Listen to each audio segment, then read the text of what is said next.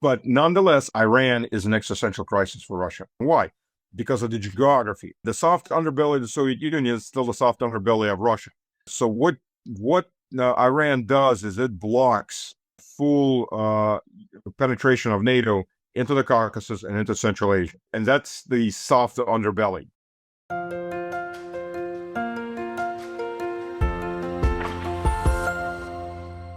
Hello, everybody. This is Pascal from Neutrality Studies, and today I'm talking to Stanislav Krapivnik, a former U.S. Army officer, supply chain executive, and military political expert who always provides valuable insight, especially on security affairs in and around Russia. We're talking today on June 19th, 6 days after Israel's attack on Iran, and with the imminent threat of the U.S. also launching an all-out military assault, although as we are speaking right now, that hasn't happened yet. What will Russia do in this situation, and how will this impact the realities for geopolitics in Eurasia? That's what we want to discuss today. So, Stanislav, welcome. Welcome. Welcome. Thank you. Yeah, I mean, you're used to host you have your own podcast, right? You're used to welcome people to yours, right? Let's maybe start with this. Like when you woke up on Friday and you heard about the news, what went through your mind? Oh, crap. They really did it. I was expecting to do it, but you kind of, as a religious person, you're kind of hoping, you're still praying that they back off and they don't do the stupid move, even though they're probably going to do the stupid move. It's not going to save Israel. If anything, it's only going to accelerate and it is accelerating its destruction. But Netanyahu, for him, no war means jail and end of political career, end of freedom, and maybe end of his life. And from what I've listened to and I've talked to people, he's willing to go as far as internal civil war. He thinks he can win it. If it comes down to that, a small country of about 7 million people going into a civil war. But it's about power. It's all about power, unfortunately. Yeah, but the attack itself, I mean, was a big surprise, wasn't it? That it happened at the moment when it happened. Although we knew that there were all the threats around. But how do you judge the sneakiness of this attack or the surprise element? Do you think that the idea was to, decapitate the system and be done with this in 3 days? Well, yes, first of all, sneakiness, that's typical Israeli. Trying to murder off the leadership. There's a reason that countries don't assassinate the leaders of other countries. Most of the time, it's not out of morality, like we would like to imagine. It's out of self-preservation. Because, and this is something most American senators and American leadership is too ignorant to figure out, unfortunately, because the last generations of American and Western leaders are just, I'm not going to say everyone in their societies, but the people that rise to the top are obviously very ill-informed. Or very, or just ignorant. I mean, I don't know how else to put it. The reason countries don't assassinate the leaders of other countries is because that's an open season on you and your leadership and your political leadership. And maybe it's hard to get, for example, the U.S. keeps screaming also about, let's kill these leaders, let's kill those leaders. Okay, so sure, the president, the senators, maybe, well, not even the senators, the president and the top may be hard to get to. But there are county officials, there are state officials, there are lower mid-range federal officials. They're all becoming targets. Because if I can't get the big guy, I'll get the second guy or the third guy. That's why you don't assassinate the leadership of foreign countries, because then they'll return the favor for you. And they'll start assassinating your leadership. And then it becomes a very ugly thing. On the one hand. On the other hand, it may actually be a thing that brings peace. Because if we look at the Belfast Accords, what did the IRA do? The IRA figured out that, killing British soldiers or police was pointless because the British aristocratic class didn't give a damn about these people. They could always recruit new ones and send more in. It's just they're little people. And Russians called the black people, not because the color of their skin, but because of their jobs, the dirty jobs. Yeah, we can always send more of those people. Well, the moment the IRA decided, as an organization, yes, a terrorist organization, but as an organization, they brought the war to London, and they started hitting aristocracy in the 80s. That was it. Whoa, whoa, whoa, whoa. Now this has gotten serious. Let's have talks. Mm. So it might have actually worked that way. But for the most part, countries don't assassinate each other's leaders, exactly because it always comes back. Sooner or later, it always comes back to that country that's doing it. And they start losing their leaders. Yeah, because also strategically, I mean, you need somebody to negotiate with or to take over. I mean, even during the Second World War in Japan, the US didn't target the emperor or the cabinet because you wanted them to surrender, and you need the structure in place to surrender. So, do you think that this is the similar strategy now in Iran? I mean, they targeted top military leadership, but we have these news in the papers that and Donald Trump on record saying that he didn't agree to an assassination of Khomeini. Well, the problem is Khomeini is, and I think this is going to change. Khomeini was one of the people that was standing firmly against Iran developing a nuclear weapon. Yeah. A. B.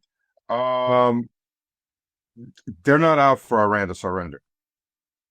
They're out for Iran to collapse as a country, break it up into pieces, start an internal civil wars. This is why they're doing things like yesterday they blew up in Tehran. They blew up the main police barracks or police station.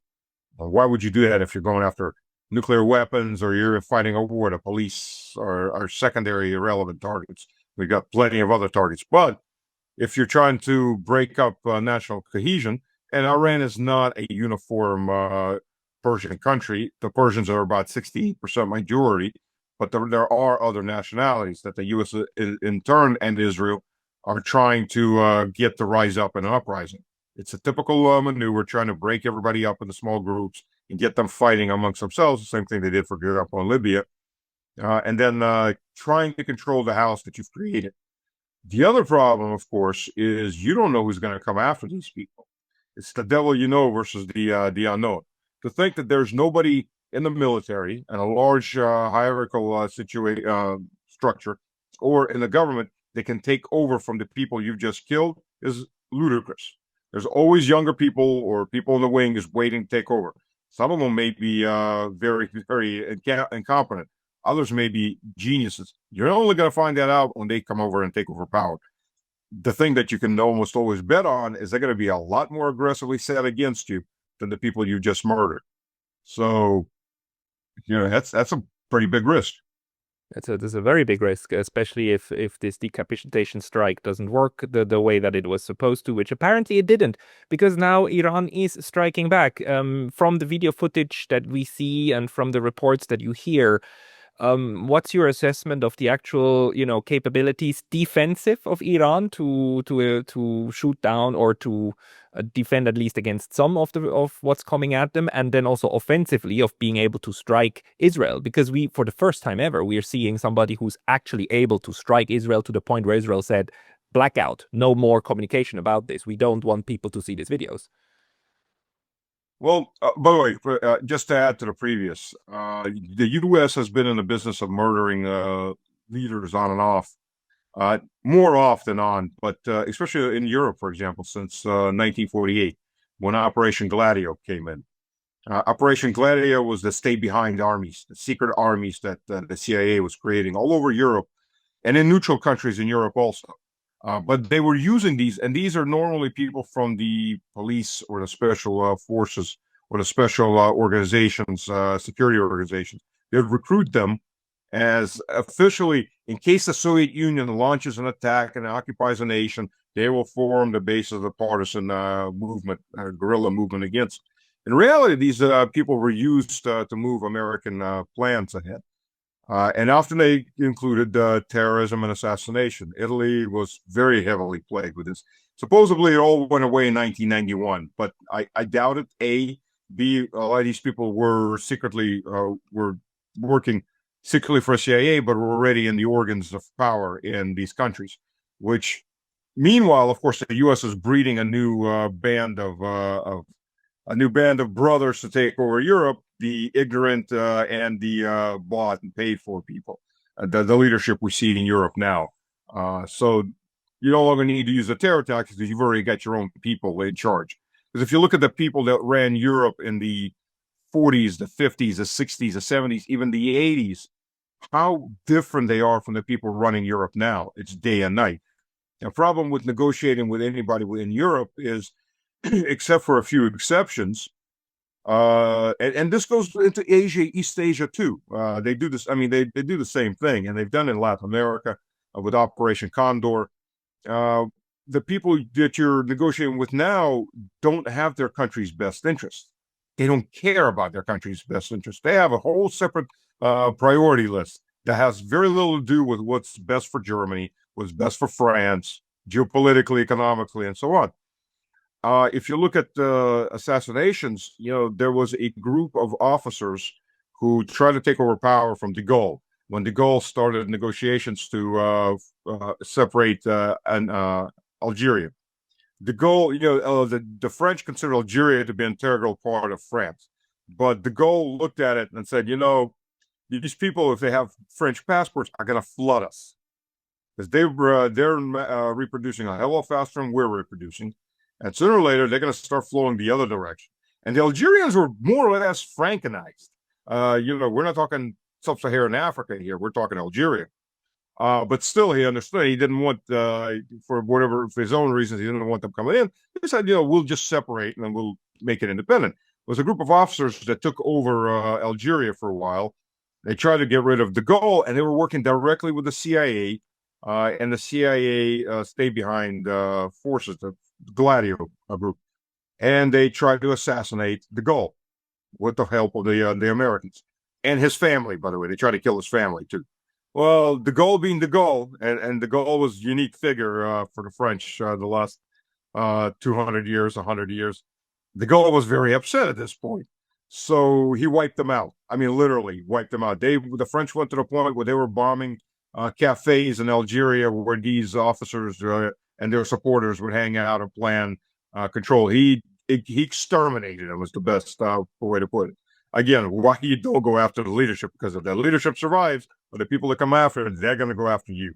And if it's the power of a state, they may have a lot more resources to do it than you did. Better not to open up Pandora's box. But the Americans do it often enough. Yes, they do, and now they created another problem, another quagmire, because what will Russia do? I mean, the idea that this is only going to be Israel and the US either covertly or overtly against Iran, I mean, underestimates the complexity of this not only the geography but also the politics of who interacts with whom. So, what is your assessment of how Russia looks at this? And we've heard that Vladimir Putin apparently offered to mediate, which I think is a very nice gesture, but it doesn't seem to me that either Israel nor the United States really wants mediation at this moment. So how is Russia looking at this? Well, first of all, what you've got to understand is Iran is an existential crisis for Russia. They're not voicing it as much, but it is. It is not the same level of existential crisis as Ukraine, which is filled full of Russians. Realistically, Ukraine is an artificial creation by Lenin, and the Donbass, everything from Kiev east, it was always ethnically Russian, not Russian speaking, but ethnically Russian. Yes, there are Greeks, there are Serbs or Bulgarians that were allowed to immigrate from the Turkish, from the Ottoman Empire and settle those areas, but it is predominantly, by all means, Russian and has been. And they were forced Ukrainianized by Lenin. And Stalin stopped that in the mid 30s when he figured out that just created a whole bunch of Nazis, basically, even though they weren't being called Nazis at that point, but so on. So Ukraine is a much higher existential crisis. But nonetheless, Iran is an existential crisis. And why? Because of the geography. The soft underbelly of the Soviet Union is still the soft underbelly of Russia. So what Iran does is it blocks full penetration of NATO into the Caucasus and into Central Asia. And that's the soft underbelly. It still is. Not as much the Caucasus these days. We've had the Chechnya 1, Chechnya 2. Georgia is, at the moment, anyways, more or less firmly on the side of Russia. Whether or not they want to say it out loud, the obvious part out loud or not. And the U.S. and Britain have both passed a set of bills to oust the Georgian dream and freedom for democracy. That is, never mind what the people it's our democracy, not your democracy. You're the little people. It's our democracy. That kind of concept. But then you get Central Asia. I mean, the border with Kazakhstan is well over 3,000 kilometers. It's a huge border. Then you've got the other Central Asian countries in there. A lot of them are very weak governments in all reality and have internal problems. And the Americans exploit that constantly. They're limited in how much they can exploit it right now because of travel routes. You've got basically Iran, Afghanistan, China forming the southern wall. And you take out Iran, and it opens up the routes into Central Asia, and then into central Russia, into the Western Siberian Plain, into the Ural region, and into eastern portion of Europe. Because most people forget Russia owns a fourth of Europe. They go, "Oh, we Europeans, yeah, but we own a fourth of Europe." So let's not forget that Europe is the Ural Mountains and the North Caucasus Mountains. And look at a map. So yes, we own the more Europe than well, yeah, yeah. Just the sizes of Russia itself are gigantic. Krasnodarsky, Krasnodarsky, not Krasnodarsky. We've got republics or edges, cries in Siberia. There's bigger than all of the EU. I mean, it's a gigantic landmass, and again, the border is huge. You can't control that entire border, like it or not. You just can't do it. I mean, even if you build walls all the way across it, you still can't control that entire border area, and that becomes an existential crisis if these countries' governments topple or go fully to the west and they start sponsoring terrorism or attempts at revolts. Yes, Russians are the majority in almost every single Russian province or republic, but there's substantial minorities, 180 different minority groups or ethnic minority groups living in Russia. The Tatars are more properly the Volga Bulgars, the communists renamed them as Tatars, are the biggest, the Kazan area, and the Chechens, I think, are the second largest, and then smaller and smaller groups up to. We're not we didn't colonize like the West. We didn't exterminate minorities. Everybody's still in the same place. We built cities, we built schools. A lot of them Russianized because the process goes. They assimilate into the large, but nobody was ever exterminated. Nobody's forced to assimilate. So all those minorities are there, and you can always find elements you can work with. So for Russia, this is an existential crisis. Like it or not, we can't allow Iran to fall. Now, having said that, there's two things at play here. One, Russia always tries to do the diplomatic approach. Russians don't want war. Yeah, it goes against every Western stereotype. But if you realistically look, most of our wars started with us being attacked, and then we just followed the attacker home and gave him a taste of his own medicine. And the people remember, oh, the Russians are coming. Yeah, but did you remember you came to us first? Somehow everybody forgets that part. That's the part we don't talk about. Well, the Russian government has always tried peace negotiations, first and foremost, starting well, I'm not going to go into the middle ages and moving forward. But we'll start with Peter the Great, even with his wars with Charles, king of the Swedish Empire, which no longer became an empire after those wars. He several times wrote to him letters, stop this, let's negotiate, let's stop. And in the end, even the territories Russia took, it officially bought. The peace negotiations, it paid money, even though it had conquered those territories in war. It still paid Sweden money as yeah, it's ours now, but here, have some compensation. It didn't have to, but it did.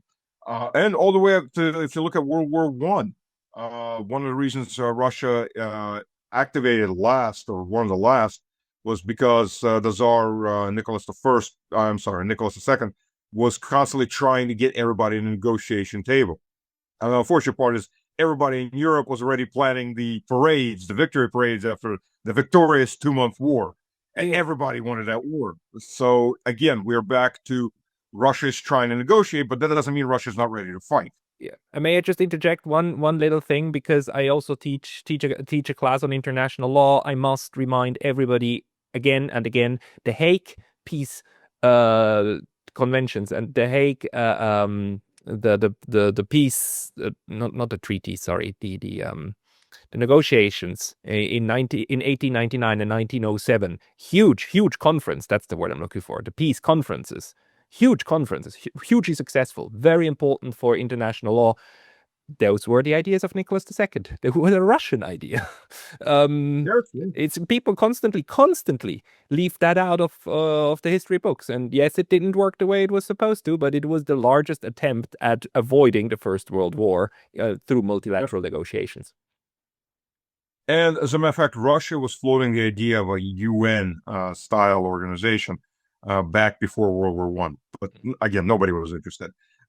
So the unfortunate part of the heyday of European culture, if it could have been preserved, the nihilism of post-World War I didn't kick in. If the ideology, the wars of ideology that really started that World War II didn't kick in, Europe would have been on a whole different level of civilization at the moment. But they did. And we had the 100 years that we had the 100 years post 1914.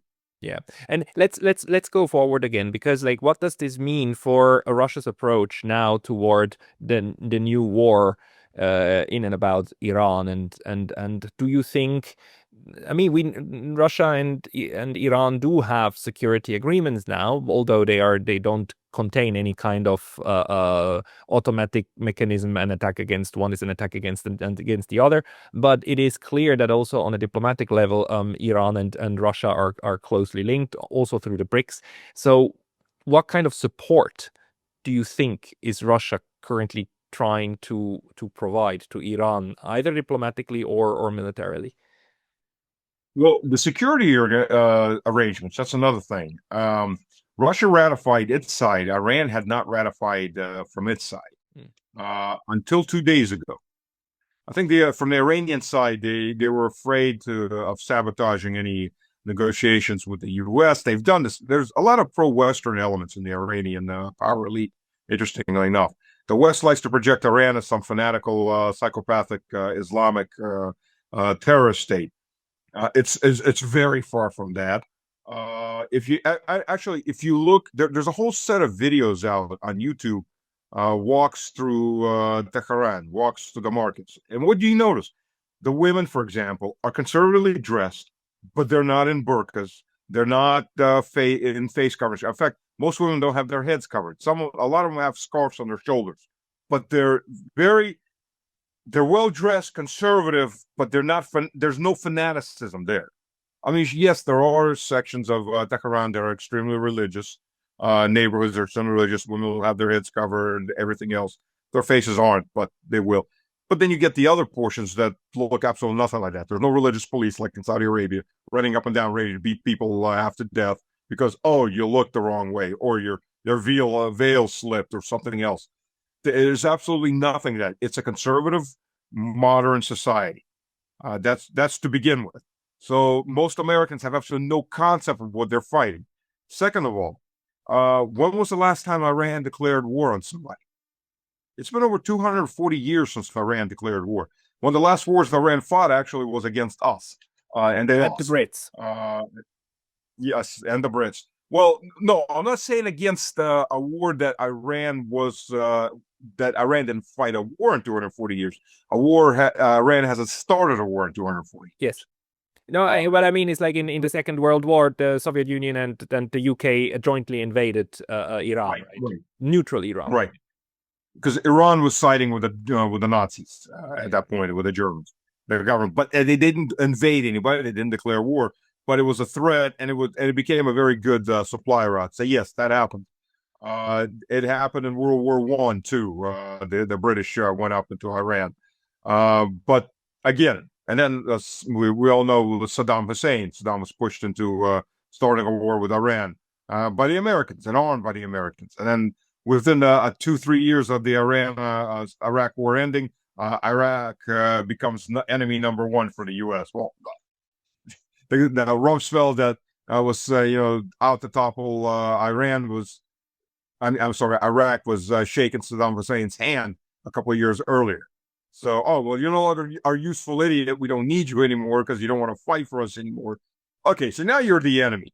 And that's typical American politics too. But I think in this case, Iran was trying not to provoke the U.S., so it didn't ratify the agreement. It did ratify the mutual defensive agreement 2 days ago. So for now, there's a legal framework from both sides about mutual defense. Russia, as always, the first step is trying to push through negotiations, giving Trump an off ramp. The problem is, I don't think Trump wants an off ramp. And a lot of these things, Trump, uh, I mentioned this on the Durin, the video I don't think has come out yet, but Trump is like a cartoon character where every episode the protagonist gets into some goofy situation and they had somebody else has to pull him out of. Well, the goofy situations are war in this case or economic issues, and Trump's constantly getting into this. Russians, so outside of Putin, have given plenty of opportunities to cut his ties with Ukraine and end the war there, like he keeps saying, to avoid war with Iran. Same thing as when we came in and helped Obama when he wanted a war with Syria that was going to be disastrous for the U.S. First of all, they said, look, let's get the Syrians to disarm their chemical weapons. Then you have no purpose for war because the official purpose for war was chemical weapons in that case. Weapons of mass destruction, which, by the way, the U.S. still has its chemical weapons. It signed an agreement with Russia. Russia destroyed its chemical weapons. The U.S. was delaying. And then the final reason the U.S. couldn't destroy its chemical weapons, we can't afford the incinerator.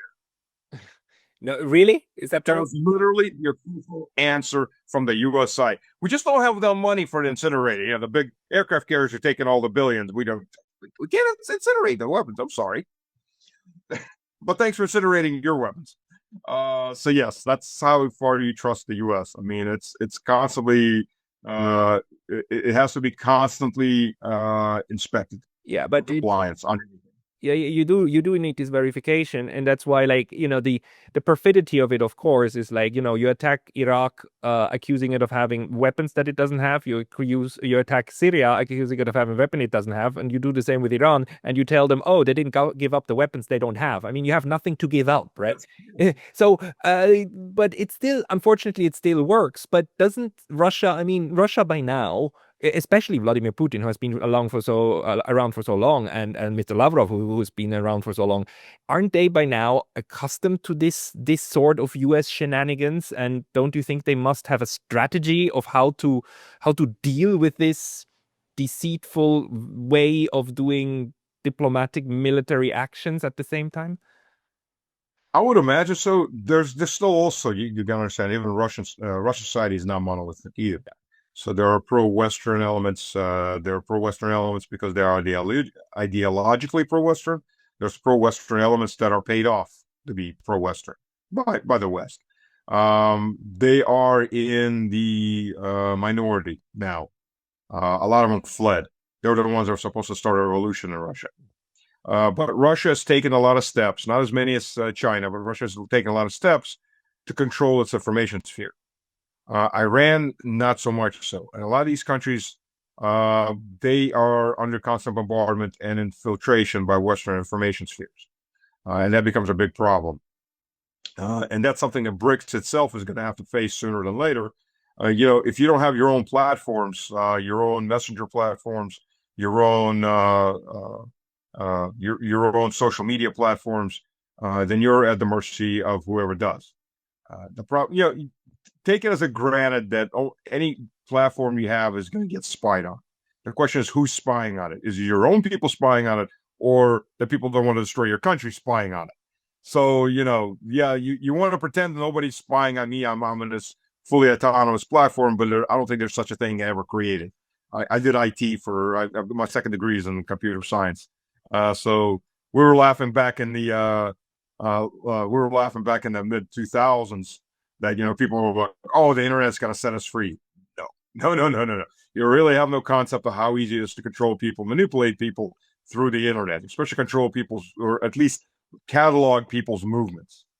But that's a whole separate issue that we can do a separate program on. It's pretty in depth. But with Russia right now, it's trying. On the one hand, it's trying the negotiation.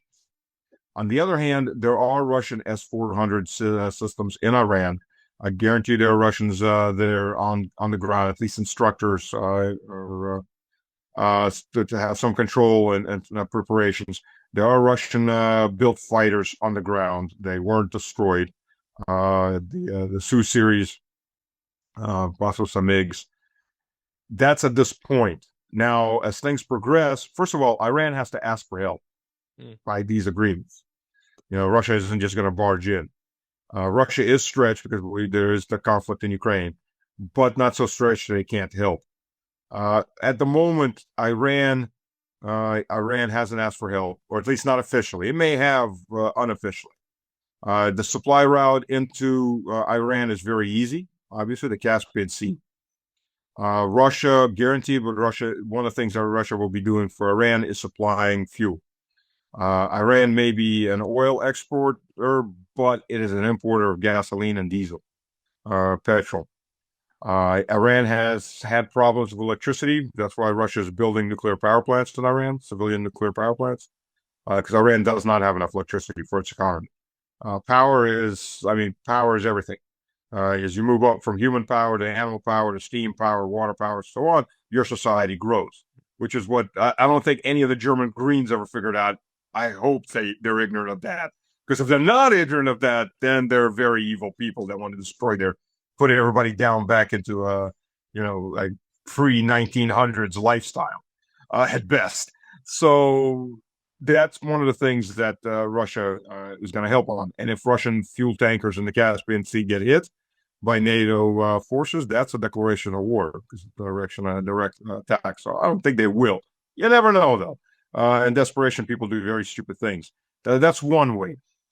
Missiles, for example, that Russia has, I don't know how many missiles we have, anti-air missiles, to share with Iran, because they are being used in Russia right now, actively. China, on the other hand, has sent already 4 transports of military transports into Iran, basically daring the Israelis to strike a Chinese airplane. So one way or the other, parts and equipment are going to be flowing into Iran. Now, if it looks like Iran's going to fall, Russia could go much further, and it has the military power to go much further. Now, having said that, first of all, something to consider. Iran is more than likely starting to run out of anti-aircraft missiles. So is the entire West, and Israel first and foremost. The fact is, in an intensive missile combat, nobody has enough missiles. I mean, it's Iron Dome in Israel. There's actually 3 levels of air defense in Israel. Iron Dome, that's the most famous, is actually the stupidest, because it's designed first and foremost for short range dumb rockets coming out of Gaza or coming out of the Hezbollah. They're basically just short range ballistic rockets. They're not missiles. They're not maneuverable. They fly up and they have a predictable pattern. And what the Iron Dome does is it calculates each ballistic missile where it's likely to land. If it's landing in the desert, it doesn't shoot. Or on the edge of some small village, it doesn't shoot. If it's aimed at one of the cities, then it tries to take it down. But that system is overburdened. It's running out of missiles. The American system's out of missiles. All of NATO is out of missiles. There was a report that came out that said NATO had all of NATO combined had about 25% of the anti-aircraft systems it needed to defend its skies. And that's from not an intensive war. If you look at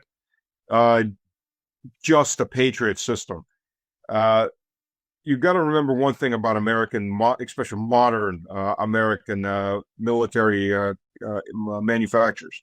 Their job is not to create a well-made, efficient system. Their job is to create wealth streams, income streams.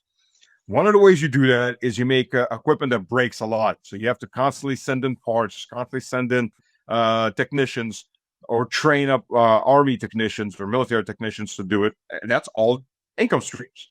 Yeah. If it's the same point of, we sell you the coffee maker for cheap, but you'll be buying the coffee from now on. So that's what we're making the money on, is coffee. Or the printers, we're making the money not off the printers, we're making the money off the paper and the cartridges. But if you don't buy the printer, we're not going to make any money. So let's give you the printer for cheap, relatively cheap. If you look at a modern Patriot missile, it's $5 million a pop. 5 million?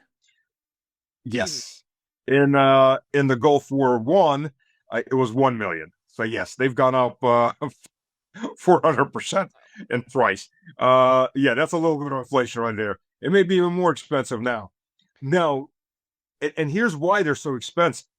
One of the main reasons why they're so expensive, not just the fact that the U.S. government's willing to pay for that.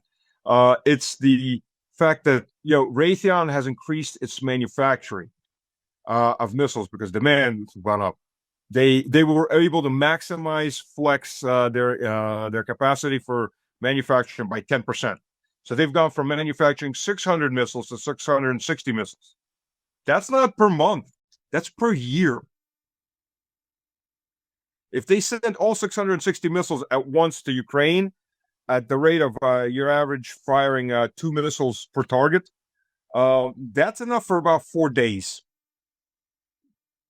Considering how much Russia is saturating Ukraine with heavy drones and with ballistic missiles. And we're not even going to talk about hypersonic because the Patriot can do nothing against a hypersonic missile. Just for the fact that a hypersonic missile, by its definition, is not just the speed, but its maneuverability. So right off the bat, it's pointless. If it's just speed, all ballistic missiles are hypersonic when they're coming in because they're all hitting about Mach 6 to Mach 10. But they're ballistic. So you can, if you've got enough time, you can predict a formula where you can pop a missile out in front of it, blow a stream of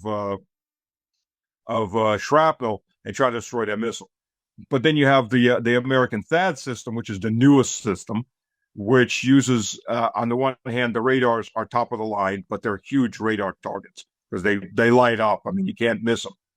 On the other hand, they're using bullet-to-bullet technology. You're hitting a bullet with a bullet, which is the 1950s, 1960s approach of trying to do anti-aircraft missiles, where you actually try to shoot down the missile by hitting the missile with your missile, which is extremely difficult to do. And the THAAD has shown that it's not effective because Yemenis ballistic missiles, which are not high-tech, overly high-tech, still got through and still hit the Israeli airport. So the THAAD couldn't take them out. They couldn't catch them. So that's a big problem versus area effect versus target on target. So any defense runs out relatively fast, and it's not 100% like people think. Couch warriors always go, why can't you just put more missiles out there? Well, missiles are much more expensive oftentimes, the anti-aircraft missiles, than what's being thrown at you, and it's just the quantities are insane that you need to use, and they are losing some of the systems. If you look at some of the videos before the Israelis started a large crackdown on video posting, there are launchers located in civilian neighborhoods. And you see them launch, and then something hits them. Oftentimes, that's a maneuverable missile. So that's not a ballistic missile. That's a ballistic rocket. That's a maneuverable missile, maybe, or hypersonic. And they'll usually be in the second wave coming in because you want the enemy to light itself up. The radar systems come on. You know where they're at. The launchers can be separate from the radar systems, obviously. You can put them far enough away and run cables to do their communications on. But the moment the launchers start launching, unless they're moving after that, they become an obvious target. So sooner or later, they're going to get hit. And they can't fire while they're moving. So that's just waves of how you do it. But you oversaturate the air defense system. So what do you have after that? You have a slugging match after that. What match? And as we've seen, a slugging match. Who can beat up whom faster. And believe me, Iran can take a hell of a lot more damage than Israel can. Iran is 90 million people versus Israel's 7. And Israel used to have about 9 million, but people have been fleeing Israel left and right. Yeah, something that they don't particularly talk about, which, by the way, they now have a travel ban. No Israelis are allowed to leave Israel. Yeah, but isn't that the point where, logically reasoning, Israel would start judging this not just a conventional war, but an existential crisis, and that's where they would start using their nuclear arsenal. Yes, and they would be maybe on some grounds justified if it wasn't for the fact that Iran said, "You stop, we stop." Yeah, exactly. I mean, that would be that would be the rational thing to do. The rational thing to do would have been not to start it, right? And find a diplomatic solution. But the diplomatic solution has been blown up not just this time. It has been blown up in 2018. It has been taken apart so many times that it just seems, that what they're pushing for is an all-out war. So and then either the US starts intervening and uses its capacities, or the Israelis will go nuclear and tell everybody, oh, we had no other choice. I mean, or is there any other scenario that you're seeing on the horizon? Well, the Iranians are offering, even after all this, the Iranians are offering an off-ramp. You stop shooting, we stop shooting. They've said it. We may despise each other, we will be enemies, but if you stop shooting your missiles, we stop shooting our missiles. It's that easy. It's that easy, but it's not that easy. Because for Netanyahu, especially after entire neighborhoods are being destroyed and starting to look like the victims of Israel rather than Israel itself, suddenly his survival chances have gone to nil. And it's interesting enough, Netanyahu, we're dealing with the same level of scum that you see in Zelensky and other people. Zelensky's parents live in Israel in a mansion that he bought him. His wife and his kids live in London. Zelensky is out of the country as much as possible. These aren't the leaders that, you have, we're going to stand with our people to the end. Just as a counter, Stalin is a good example. Stalin never fled out of Moscow. As a fact, as people were fleeing Moscow, as the Germans were approaching, he put blocking forces to make sure nobody in the government was fleeing, up to and including execution if you were running out of the government. The government was going to stay and was going to fight to the end. Stalin's two sons were officers in the Red Army. Stalin's oldest son was an artillery officer who was taken prisoner. And the Germans offered to trade him in exchange for a couple generals. And this would have been a huge PR boom. Stalin said, "We don't trade soldiers, and we don't do exchanges of soldiers and junior officers for generals."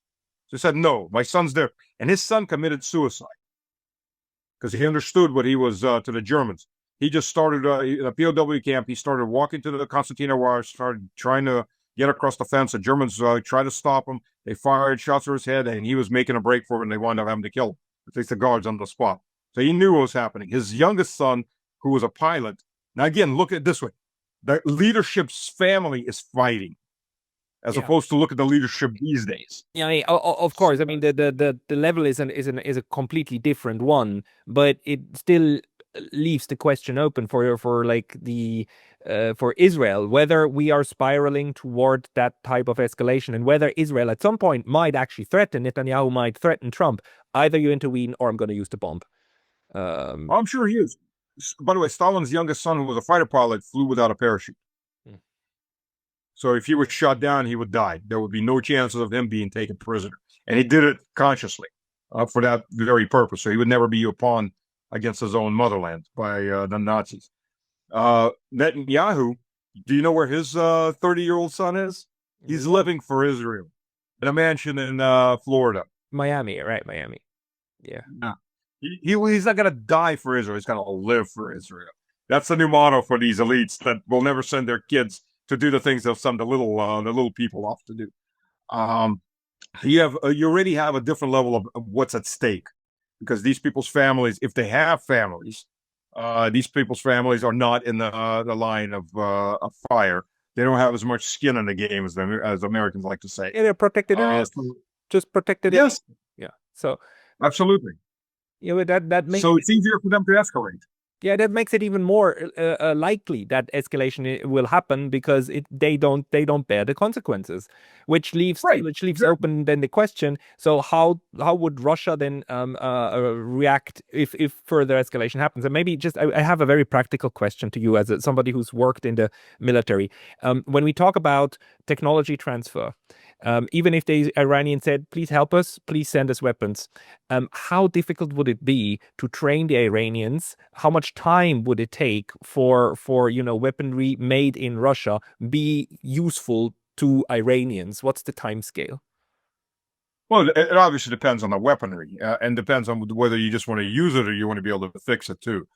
It's a great thing that you've put on. You've gone down this route because when Russia destroys a Patriot system, a Patriot battery is 94 people if it's a full staffing. That's officers, that's people operators, that's truck drivers, that's mechanics, that's the whole battery is 94 people. When Russia is destroying Patriot batteries right now in Ukraine, those aren't Ukrainians being killed. Those are Americans, British, Germans, or Poles being killed. Because to train up a base mechanic for a Patriot system is 52 weeks. Over 4 years? Oh, yeah, they're very complicated systems. You're dealing with radars, you're dealing with missile systems. Weeks. Officers. A year. Sorry, you said weeks, not months. Weeks. Weeks. So a year, sorry, Which a is year. Almost a year. Yeah. To train an officer that controls the system, it takes almost a year. To train basic active, and this isn't just on Patriot. This is the same thing with S-400s, S-300s. Which is, by the way, why it was a ludicrous idea that the Malaysian airliner was shot down by rebelling rebels, Russian rebels in eastern Ukraine, who were previously almost all were coal miners, farmers, steel workers. You don't sit down behind even a modern from the 80s, 70s, and 80s anti-aircraft system and just operate it. You don't. It is a very complicated piece of equipment because it's not just a launcher. It's a radar. It's an acquisition system, a control system, and a launcher. The launcher is just about half of the system. There are different vehicles with different systems built into it, and this is the same thing. There's still, what you see in videos, you see the S-400, S-300 launcher with the big tubes come up and they lift off and they launch. What you don't see is the radar units. They're mobile radar units and operations units that come with that in a whole as part of the whole category. You just see the glory part, the war porn, the missiles flying off, but you don't see everything else that it takes to actually control that and bring missile on target. So that is a whole different thing, and it takes a long time to prepare. Now, Russia's been preparing Iranians for several years now, but still, as those systems get degraded, new systems have to be brought in. It'll probably be Russians, just like those are Americans or NATO people being burnt by a nice Iskander taking out a Patriot system.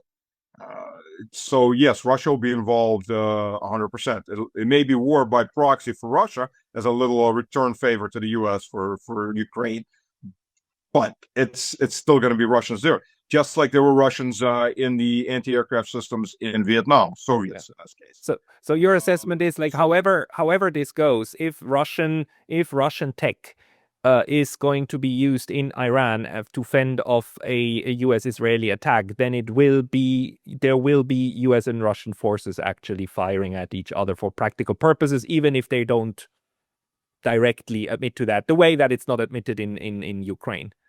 Right. And, Haxeth, this is a prime example. Haxeth went in front of a congressional committee and said, we've transferred anti-aircraft elements. He didn't say which.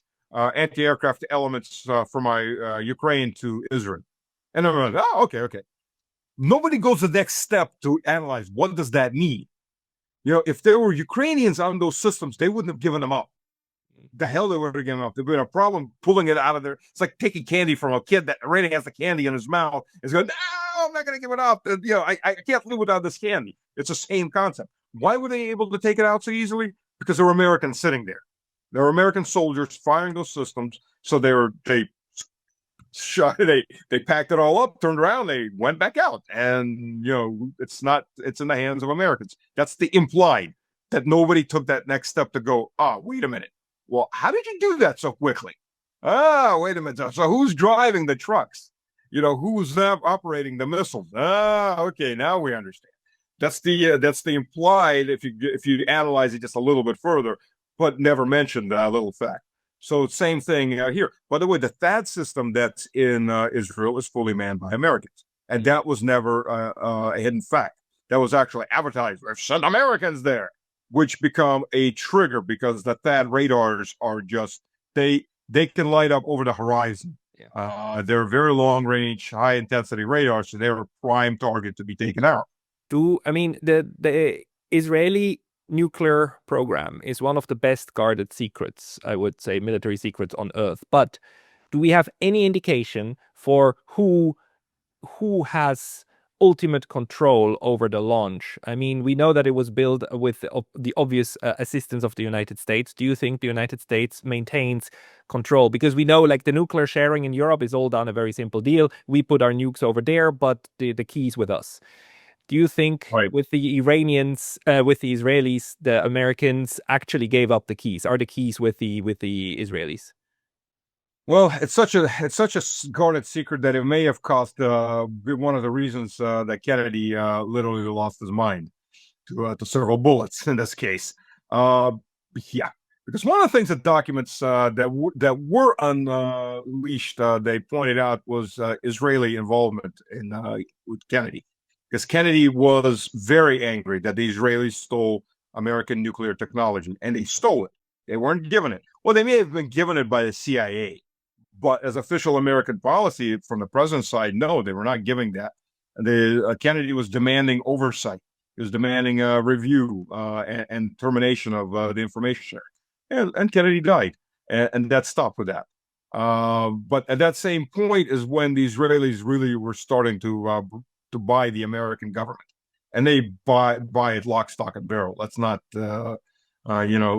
let's not belittle the accomplishment there. I don't think it's ever been in history that a small nation was able to buy a huge nation to such a degree, where the government has more